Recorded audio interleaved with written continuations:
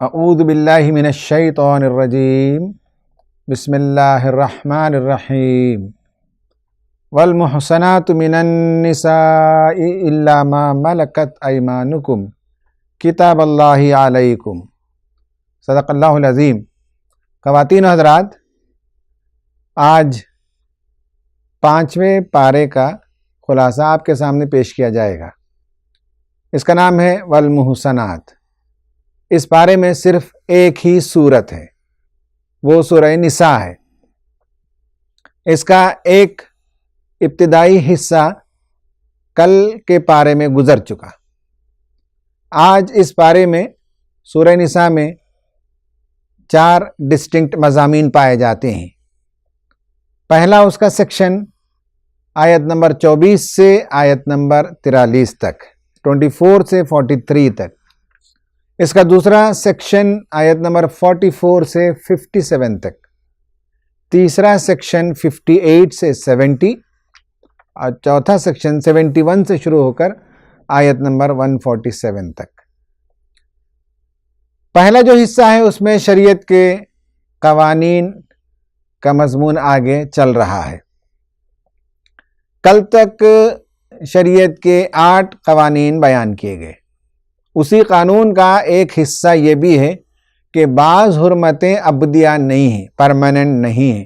وہ عورتیں جو کسی اور کے نکاح میں ہیں، جب تک وہ نکاح میں ہیں تمہارے لیے حرام ہے۔ جب وہ کسی وجہ سے نکاح سے آزاد ہو جائیں تب اس کے بعد تمہارے لیے وہ حلال ہوتی ہیں۔ تو اس طرح سے حرمت والے رشتوں کا بیان مکمل ہوتا ہے۔ اس میں بتایا گیا کہ شادی کا مقصد کیا ہے۔ شادی کا مقصد یہ ہے کہ قرآن کہتا ہے اس جگہ محسنین غیر مسافحین، حسان میں لینا، قلعہ کی طرح حسن اس کو کہتے ہیں۔ شادی کرنے کے بعد عورت ایک معنوں میں قلعے کے اندر آ جاتی ہے، محفوظ ہو جاتی ہے۔ ایک معنوں میں وہ رانی بن جاتی ہے قلعے کی۔ گھر کا بادشاہ، گھر کا شہنشاہ اگر مرد ہے تو اس محل کی رانی عورت ہو جاتی ہے۔ غیر مسافحین، شادی کریں تو ایک بڑے کاز کے لیے ہو، ایک نوبل کاز کے لیے ہو، اور عورت کو تحفظ فراہم کرنے کے لیے ہو، نہ کہ غیر مسافحین پانی بہانے کے لیے نہیں، شہوت رانی ہی کے لیے نہیں۔ تو یہ بات شادی کے سلسلے میں بتائی گئی اور کہا گیا کہ عورتوں سے شادی کرو تو ان کے مہر دیا کرو۔ حکم نمبر 9 یہ آیا کہ اگر پاک دامن عورتوں سے، گھریلو عورتوں سے مہر دے کر شادی کرنا ممکن نہیں ہے تو کہا کہ لونڈیوں سے نکاح کر لو۔ اور لونڈیوں کے سلسلے میں یہ کہا گیا کہ ان سے اگر کوئی غلطی سرزد ہوتی ہے تو عام عورتوں کے بنسبت انہیں آدھی سزا دی جائے گی۔ حکم نمبر 9 کے ساتھ کچھ اور باتیں آئیں جو بہت ہی عظیم الشان انقلابی تعلیمات تھیں۔ ان میں سے آپ دیکھیں گے، ایک تو میراث میں عورتوں کو حصہ دیا گیا، عورتوں کا سٹیٹس پہلی مرتبہ تاریخ میں ایلیویٹ کیا گیا۔ کہا گیا کہ بیوہ عورتیں سسرال سے آزاد ہو جاتی ہیں، مرنے کے بعد لازم نہیں کہ وہ اپنے شوہر کے گھر ہی میں ٹک کر رہیں۔ عدت کے بعد عورت کے لیے نکاح ثانی کی اجازت دی گئی۔ سوتیلی ماؤں سے نکاح کو حرام قرار دیا گیا۔ 2 بہنوں کو ایک ساتھ جمع نہیں کیا جا سکتا تھا۔ یہ سب جو پچھلے زمانے میں ان کے ہاں جائز تھے، اس کے خلاف اسلام نے بہت ہی واضح موقف اختیار کیا۔ میراث میں حصہ نہیں دیا جاتا تھا، کہا کہ میراث میں حصہ دو۔ عورتوں کو عدت کے بعد چھوڑا نہیں جاتا تھا، کہا کہ آزاد کرو انہیں۔ عورتوں کو دوسری شادی کی اجازت نہیں ہوتی تھی، معیوب سمجھا جاتا تھا۔ اسلام نے کہا کہ ان کے لیے اجازت ہے، شادی کر سکتی ہیں وہ اگر وہ چاہیں۔ اس طرح جو انقلابی اقدامات ہوئے اس کے نتیجے میں جو آبا پرست تھے، جو قدامت پرست تھے، وہ چیخ اٹھے کہ یہ کیا مذہب ہے کہ جو ہمارے باپ دادا جن باتوں کو پسند نہیں کرتے تھے، یہ ایسی تعلیمات اسلام لے آیا جہاں یہ سب چیزیں اجازت دے دی گئی اور ان سب چیزوں کو صحیح قرار دے دیا گیا۔ تو اللہ تبارک و تعالیٰ نے بتایا کہ جو لوگ خواہشات کی پیروی کرتے ہیں ان کے لیے حق ناحق یہ کوئی بڑا موضوع نہیں ہوتا، وہ باپ دادا کی اندھی تقلید کرتے ہیں اور کرتے کرتے بہت دور تک نکل جاتے ہیں۔ حکم نمبر 10 یہ آیا کہ حرام طریقے سے ایک دوسرے کا مال نہ کھاؤ۔ حرام طریقوں میں رشوت بھی ہے، سود بھی ہے، غبن بھی ہے، دھوکہ بھی ہے، جوا بھی ہے، اور بھی بہت سی چیزیں ہو سکتی ہیں۔ حکم نمبر 11 آیا کہ ایک دوسرے کو قتل نہ کرو۔ اس آیت سے بعض لوگوں نے کہا کہ خودکشی نہ کرو، یہ بھی معنی لیا ہے۔ نمبر 12 کبائر سے اجتناب کرو، بڑے گناہوں سے بچو۔ امام غزالی رحمۃ اللہ علیہ نے لکھا ہے کہ کبائر میں 17 قسم کے گناہ آتے ہیں۔ آنکھ سے کچھ بڑے گناہ ہوتے ہیں، کان سے کچھ بڑے گناہ ہوتے ہیں، زبان سے کچھ بڑے گناہ ہوتے ہیں، ہاتھ سے، پیر سے، شرمگاہ سے، لقمہ جو کھایا جاتا ہے اس میں بعض حرام کا لقمہ ہوتا ہے۔ تو کبائر میں سے اس کی پوری تفصیل بیان کی گئی، بڑے بڑے گناہوں سے اگر بچو گے تو چھوٹے گناہ ہم معاف کریں گے۔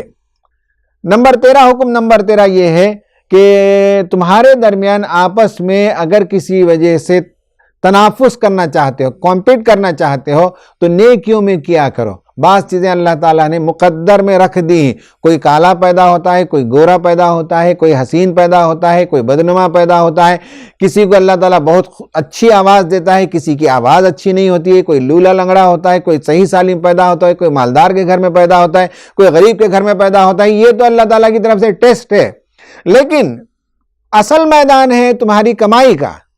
نیکیاں کماؤ تو تمہارے لیے ہے، برائیاں کماؤ تو تمہارے لیے ہے۔ تمہارا اصل میدان اس میں ہے کہ نیکیاں زیادہ سے زیادہ کماؤ۔ مرد جو کمائے گا اس کا اجر اسے ملے گا، عورت جو کمائے گی اس کا اجر اسے ملے گا۔ یہ کہا گیا کہ تمہاری کمائی، مردوں کو ان کی کمائی کا حصہ ملے گا، عورتوں کو ان کی کمائی کا حصہ ملے گا۔ اس پر توجہ دو کہ تم کیا کما سکتے ہو، کیا نیکیاں سمیٹ سکتے ہو، کیا بھلائیاں اپنے اندر پیدا کر سکتے ہو، اس پر تمہاری توجہ ہونی چاہیے۔ نمبر 14 یہ کہا گیا کہ الرجال قوامون علی النساء، شادی کے انسٹیٹیوشن میں کون ہیڈ آف دا انسٹیٹیوشن ہوگا؟ قرآن نے بتایا کہ مرد ہوگا۔ یہ قوام کا مطلب ایڈمنسٹریٹر ہے، گھر کے انسٹیٹیوشن کا ہیڈ ہے۔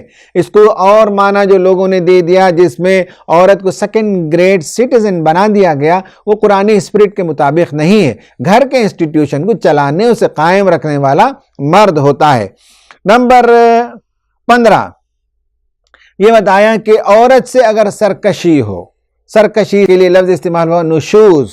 نشوز کا بعض لوگوں نے مطلب لیا کہ ایسی سرکشی جس سے خاندان کے ٹوٹنے کا اندیشہ ہو۔ سرکشی کی صورت میں عورت کو نصیحت کرو، خوابگاہ ان کے بستر الگ کرو، ضرورت پڑنے پر مارو، اور آخر میں حکم بٹھاؤ دونوں طرف سے تاکہ وہ مصالحت کر سکیں۔ حکم اس لیے نہیں بٹھانا ہے کہ رشتہ توڑ دیں، رشتے کو جمانے کے لیے وہ کوشش کریں۔ اگر یہ سب نہ ہو تو اس کے بعد جو ہے طلاق کی بات آتی ہے۔ کاؤنسلنگ کے لیے جو کیسز آتے ہیں ان میں خود ایسا کیس مجھے معلوم ہے کہ آج کی فلموں میں، آج کے سینما میں یہ دکھایا جاتا ہے کہ شادی کسی اور سے ہو سکتی ہے، دل کسی اور کے ساتھ ہو سکتا ہے۔ تعلیم کے زمانے میں جن سے دوستیاں تھیں ان دوستیوں کو باقی رکھتے ہیں اور شادی کسی اور سے ہوتی ہے، اور بعض مرتبہ شادیاں ٹوٹ جاتی ہیں اور وہی پرانی دوستیاں قائم رکھتے ہیں۔ تو ایک لڑکی نے صاف طور پر کہا کہ میرے ذاتی معاملات میں ان کو مداخلت کرنے کی کوئی ضرورت نہیں ہے۔ یعنی عورت یہ کہتی ہے، لڑکی، کہ یہ میرا ذاتی معاملہ ہے کہ میرے پرانے دوست ہیں۔ ایک اور لڑکی نے کہا میرے بہت سے کلاس میٹس سے آج ان کے فون آتے ہیں تو آئیں گے، ان کو کیا پڑا ہے۔ تو اس طرح سے اپنے شوہر کی شکایت یہ کرتی ہے کہ یہ میرے پرانے دوست ہیں، یہ میرے ذاتی معاملات ہیں۔ تو نشوز اور سرکشی بہت سیریس ایشو بن جاتا ہے، فیملی انسٹیٹیوشن کے ٹوٹنے کا اندیشہ ہوتا ہے۔ شادی کے بعد میاں بیوی بالکل ایک دوسرے کے لیے خالص ہوتے ہیں، ایک دوسرے کے لیے فریفتہ ہو جاتے ہیں، ایک دوسرے کے علاوہ ان کا ذہن کسی اور طرف بھٹکتا نہیں، ایک دوسرے کے لیے تسکین کا باعث بن جاتے ہیں۔ یہ حکم نمبر 15۔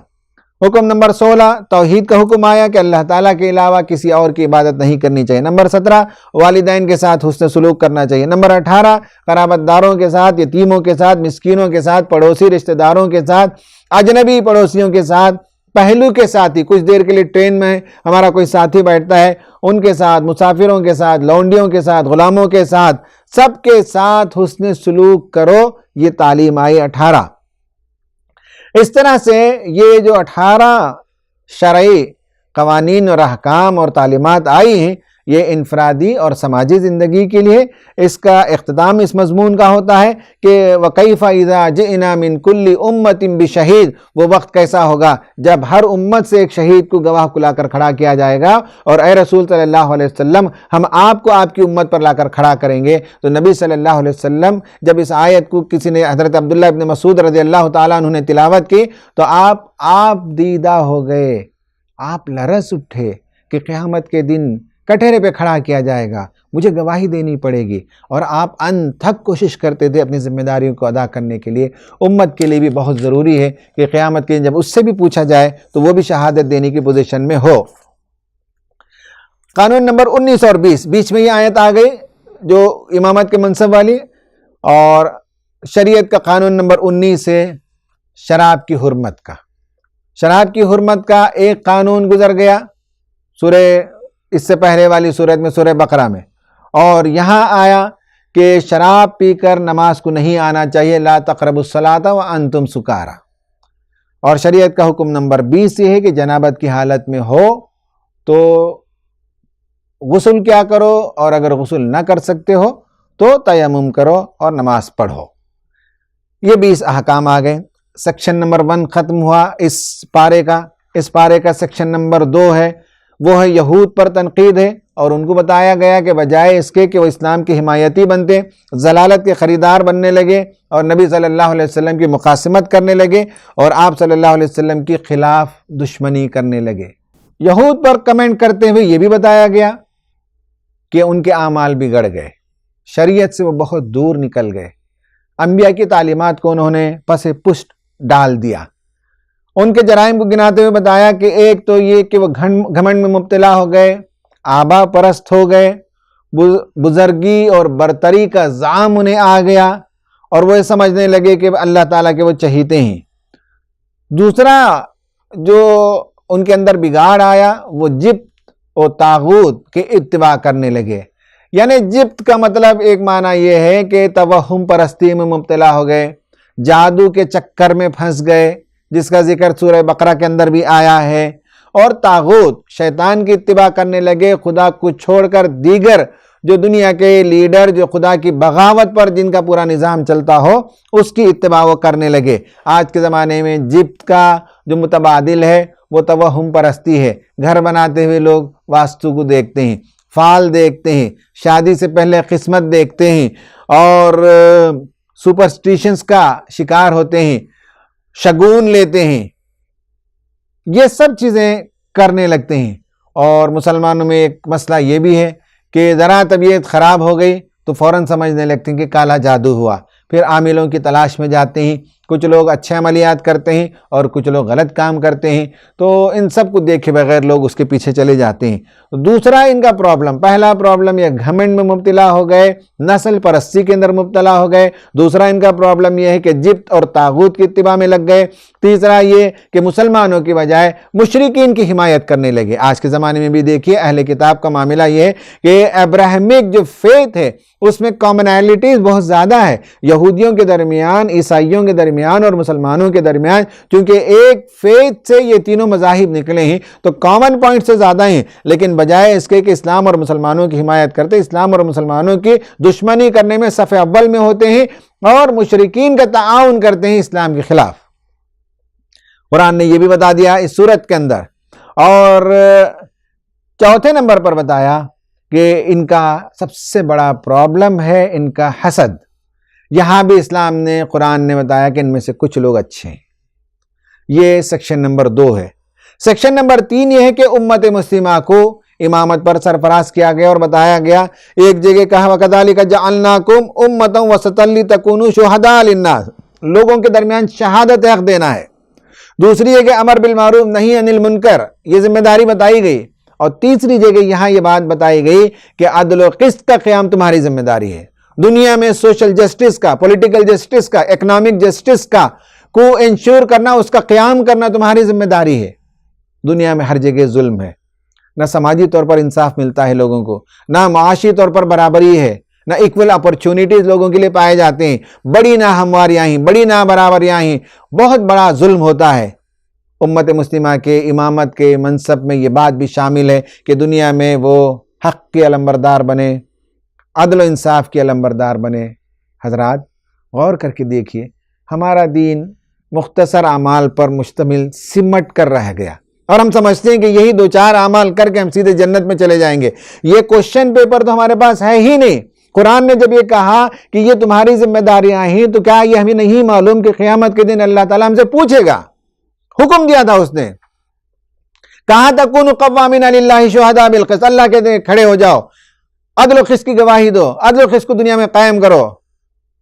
قرآن نے ہم سے کہا تھا کہ اللہ تبارک و تعالیٰ تمہیں حکم دیتا ہے ان تؤدوا الامانات الی اہلیہا، حکومت کی ذمہ داریاں بڑی امانتیں ہیں اور اہل ترین لوگوں کو حوالے کرنا چاہیے۔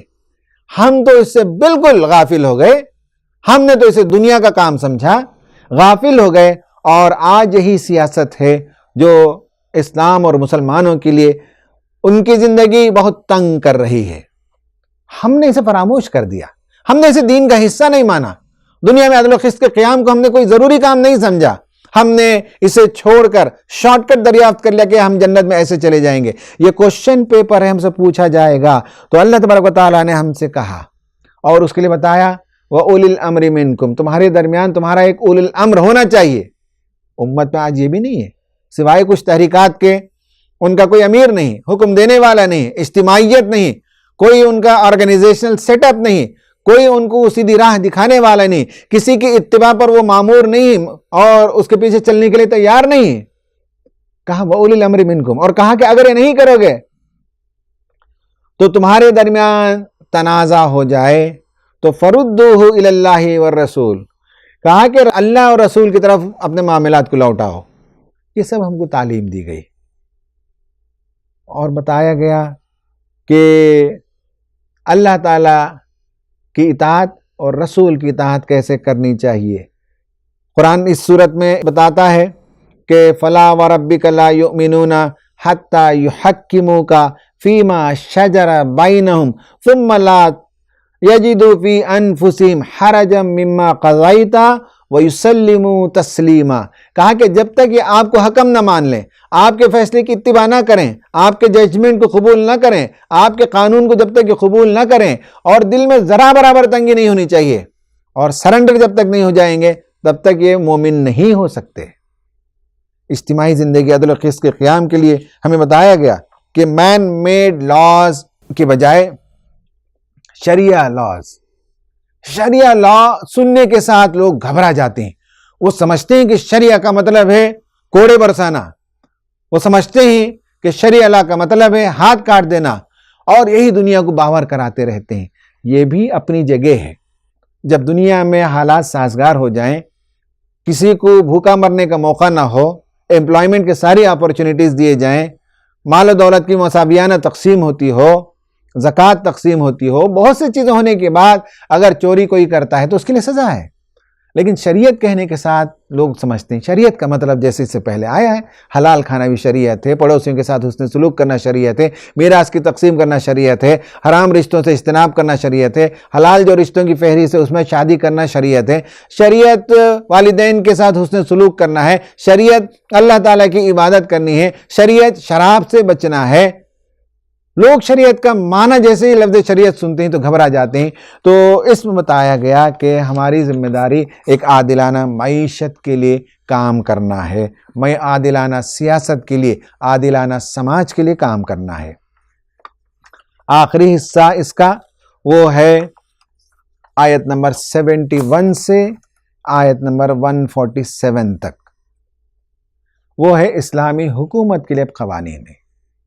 پہلے آپ نے دیکھا کہ فرد اور سماج کے لیے قوانین، پھر نمبر 2 میں یہود کے طرز عمل پر تبصرہ ہے، نمبر 3 امت کو عدل و قسط کے قیام کے لیے تیار کیا گیا اور بتایا گیا کہ ان کی اجتماعیت ہو، ان کا امیر ہو، خدا اور رسول کی اتباع ہو اور خدا اور اس کے رسول کی شریعت کو آخری چیز تسلیم کیا جائے اور وہی ہمارے لیے زندگی میں اٹل ہے اور فیصلہ کن ہے۔ اس کے علاوہ مین میڈ لاز ان کی کوئی اہمیت نہیں ہے۔ آخری حصہ ہے وہ ہے قیام عدل کے لیے جہاد ضروری ہے۔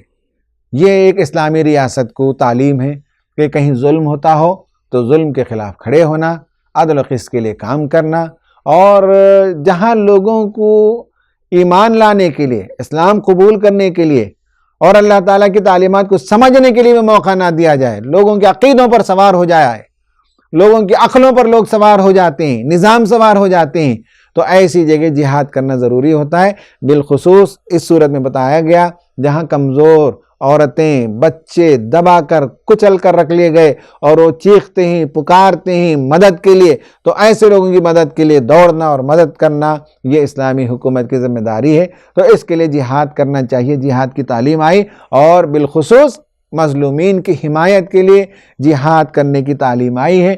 اس کا ایک پس منظر ہے، اس کے قوانین ہیں، اس کے جو لاز ہیں، وہ ساری چیزوں کو سمجھنے کی ضرورت ہے، اور اس کے لیے اسلامی حکومت کا ہونا ضروری ہے، اسلامی اجتماعیت کا ہونا ضروری ہے، اور پھر اس کے بعد اس کے طور طریقے کس طرح سے دعوت کو پہنچائیں، اور دعوت پہنچانے کے باوجود اگر اس کے لیے راستے جو ہے مسدود ہیں، بند کر دیے گئے ہیں، دیواریں کھڑی کر دی گئی، تو ان دیواروں کو گرانا تاکہ بندگان خدا کی گردنیں آزاد ہو اور وہ بندوں کی بندگی کے بجائے رب کی بندگی کی طرف آ سکیں۔ اس کوشش کا نام، اس جد و جہد کا نام جہاد ہے۔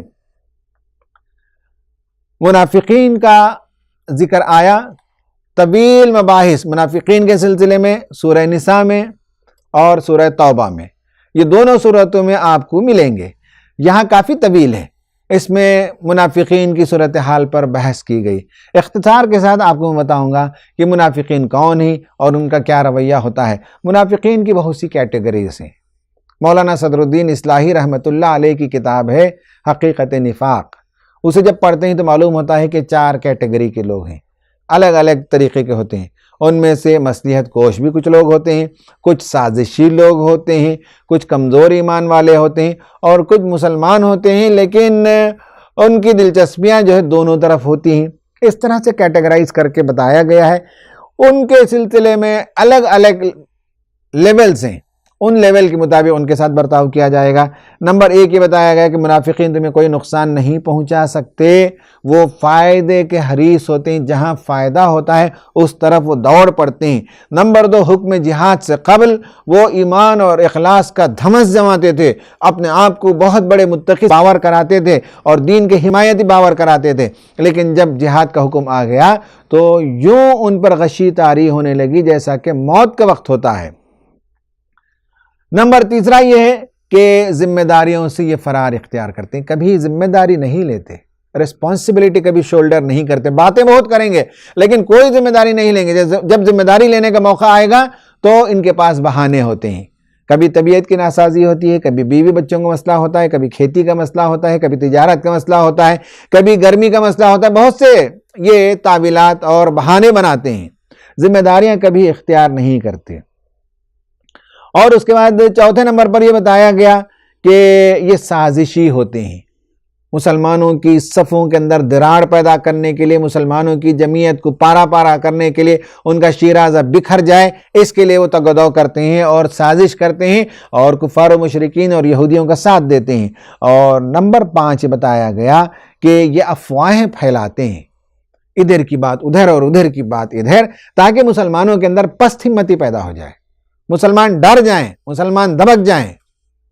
یہ ہمارے بھی بہت سے لوگ کرتے رہتے ہیں، ایسی باتیں پھیلاتے رہتے ہیں، افواہیں پھیلاتے رہتے ہیں، بغیر کسی تحقیق کے چیزوں کو پھیلا دیتے ہیں۔ بعد میں پتہ چلتا ہے کہ یہ واقعہ 5 سال پہلے کا ہے، یہ ہندوستان کا واقعہ نہیں، کہیں اور ملک میں ہوا، لیکن لوگ بتاتے ہیں کہ اس طرح سے مسلمانوں کو مارا جا رہا ہے، پیٹا جا رہا ہے، فلاں کیا جا رہا ہے۔ تو یہ افواہوں ہی کی شکل میں سے ایک شکل ہے جو ان ویریفائڈ جو news and video clips viral کرتے ہیں، یہ سب غلط کام ہوتا ہے۔ اور کہا کہ ان کے ساتھ، منافقوں کے ساتھ کیا رویہ اختیار کرنا چاہیے۔ بعض لوگوں کے ساتھ کہا گیا کہ سلام کلام باقی رکھیں، ابھی سختی نہ کریں۔ سورہ توبہ میں جا کر ان کے ساتھ کہا ہے سختی کریں ان کے ساتھ، لیکن ابھی سورہ نساء میں سخت رویہ نہیں آیا۔ البتہ یہ جو سازشی منافقین ہوتے تھے، جو دشمنوں کے ساتھ مل کر کبھی مسلمانوں پر حملہ آور ہوتے تھے، تو ان کے سلسلے میں بتایا کہ دارالحرب میں رہتے ہوئے منافقین کو چاہیے کہ اگر وہ مومن ہیں تو وہاں سے نکل کر آئیں اور مدینہ آ جائیں، ہجرت کریں۔ ہجرت کرنا اس زمانے میں ضروری تھا۔ وہاں رہ کر دشمنوں کی صفوں میں اسلام کا دعویٰ کریں گے تو ان کا اسلام کا دعویٰ جھوٹا ہو رہا تھا، تو کہا گیا کہ وہ ہجرت کر کے آئیں۔ اور کسی وجہ سے جب جنگیں ہوتی ہیں، غزوات اور سریات، بڑی جنگیں چھوٹی جنگیں ہوتی تھی، تو اس میں اگر جو آدمی مسلمان ہونے کا دعویٰ کرے اور وہ کافر قوم کے ساتھ مل کر جنگ لڑے تو اسے قتل کر دو۔ دوسرا یہ کہا گیا کہ اگر وہ کنارہ کش ہو جائیں، اپنی قوم کے ساتھ مل کر مدینے میں چڑھائی نہ کریں تو انہیں درگزر کرو، جا کر وہ اپنی قوم سے واپس چلے جائیں، اپنے وطن چلے جائیں، لیکن وہ حملہ نہ کریں۔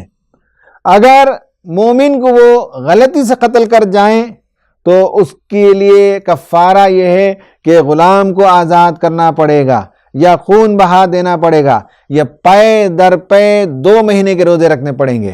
اور اگر مومن کا قتل عمد ہوا ہے تو اس کی سزا جہنم ہے۔ تو الگ الگ کیٹیگرائز کر کے بتایا گیا کہ 4 لیول کے رویے ہیں ان کے ساتھ جو اختیار کیا جانا چاہیے۔ لیکن یہ بات یاد رہے کہ جب روح قبض کرنے کے لیے فرشتے آئیں گے تو ان کے منہوں پر ماریں گے، ان کے چہروں پر ماریں گے، ان کو بتائیں گے کیا دنیا کی اللہ تعالیٰ کی زمین وسیع نہیں تھی؟ کیا تم ہجرت کر کے نہیں آ سکتے تھے؟ تم نے منافقانہ رویہ اختیار کیا، اس وقت ان کا حال بہت برا ہوگا۔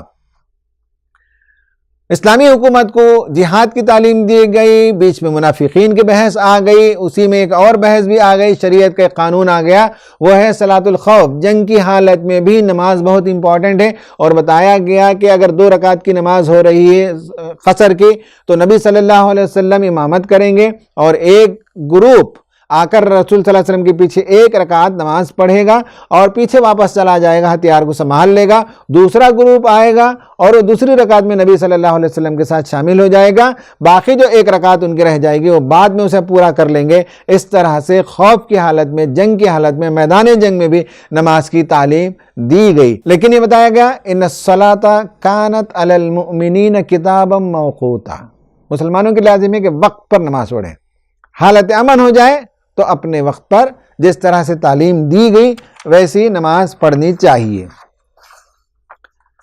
آخر میں یہ بتایا کہ یہ منافقین یہود اور مشرکین کا ساتھ دیتے ہیں، اور مشرکین کا معاملہ یہ ہے کہ وہ شیطان کے ساتھ چلتے ہیں، شیطان کی اتباع کرتے ہیں، شیطان انہیں گمراہ کرتا ہے، انہیں آرزوؤں میں مبتلا کرتا ہے، انہیں حکم دیتا ہے تو جانوروں کے یہ کان کاٹتے ہیں، انہیں حکم دیتا ہے تو اللہ تعالیٰ کی بنائی ہوئی تخلیق کو تغیر کر دیتے ہیں، بدل دیتے ہیں، بہت سے غلط کاموں کرتے ہیں۔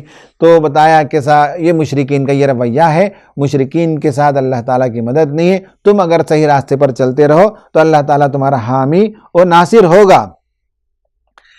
آگے یہ بتایا گیا کہ مرد اگر نشوز کرے، مرد سے اگر بدسلوکی کا امکان ہو تو صلح صفائی کرو، سماج کے لوگ مل کر اسے نصیحت کریں، اسے سمجھائیں اور خاندان کے انسٹیٹیوشن کو باقی رکھیں۔